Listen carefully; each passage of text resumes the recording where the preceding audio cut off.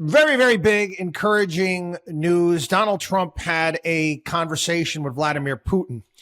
And this is off Truth Social. I'm going to share what he put out there. I just had a lengthy and highly productive phone call with Vladimir Putin of Russia. We discussed Ukraine, the Middle East, energy, artificial intelligence, the power of the dollar, and various other subjects. We both reflected on the great history of our nations and the fact that we fought so successfully together in World War II, remembering that Russia lost tens of millions of people and we likewise lost so many. We each talked about the strengths of our respective nations and the great benefit that we will someday have in working together.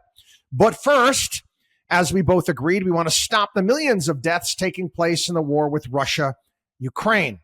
President Putin even used my very strong campaign motto of common sense. We both believe very strongly in it. We agreed to work together very closely, including visiting each other's nations. We have also agreed to have our respective teams start negotiations immediately. And we will begin by calling President Zelensky of Ukraine to inform him of the conversation, something which I will be doing right now. I've asked Secretary of State Marco Rubio, Director of the CIA John Ratcliffe, National Security Advisor Michael Walls, and Ambassador and Special Envoy Steve Witkoff to lead the negotiations, which I feel strongly will be successful. Millions of people have died in a war that would not have happened if I were president, but it did happen, so it must end. No more lives should be lost. I want to thank President Putin for his time and effort with respect to this call and for the release yesterday of Mark Fogel, a wonderful man that I personally greeted last night at the White House. I believe this effort will lead to a successful conclusion, hopefully soon, and I hope so as well. Pete Hegseth comments prior to this: no, Ukraine is not going to be a member of NATO, and no, we are not putting U.S. troops in Ukraine. I guarantee, again, the narrative building is going to be happening right now. See, Trump loves Putin. How can he talk to him that way?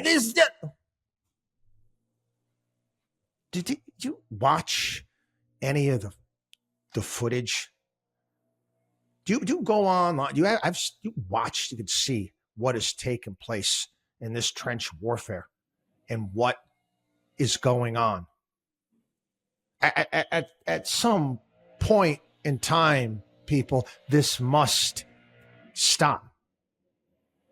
This has to stop. And what is we're going to keep sending billions of dollars? We're going to, keep that meat grinder going? Is that what you want? You wouldn't rather have some sort of out on this? And I'm telling you right now, that's the narrative they're building. That's the narrative they're going to push. Again, hope and pray that this can be negotiated and over with sooner rather than later. And get the world back on a better foot. Again, the energy flow back into Europe, bringing energy prices down, bringing wealth back up. You got to rebuild the Ukraine. Obviously, we got to talk about the various different assets that are there. We spent a fortune over there.